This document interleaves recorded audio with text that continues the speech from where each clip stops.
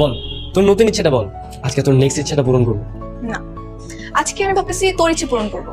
সবসময় তো তুই আমার ইচ্ছে পূরণ করিস, তাই আজকে তোর ইচ্ছে পূরণ করবো। বল, কি বলছিস হঠাৎ আমার ইচ্ছে কেন? আমার ইচ্ছেগুলোর মধ্যে তোর ইচ্ছে পূরণ করারও একটা ব্যাপার আছে। তুই বল, তোর কোনো ইচ্ছে নেই? আহ, আছে তো।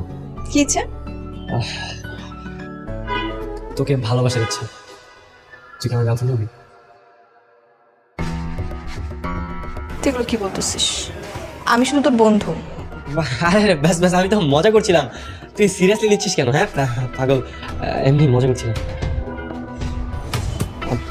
আমার বন্ধুরা না আমাকে সবসময় বলে যে আমার না কখনো গার্লফ্রেন্ড হবে না, কিন্তু আমার অনেক শখ একটা গার্লফ্রেন্ড বানানো। আচ্ছা, তুই কি একদিনের জন্য আমার গার্লফ্রেন্ড হবি? মানে শুধু আমার বন্ধুদের সামনে যাই একটু দেখাবো, একটু শো অফ করবো, দেখছি।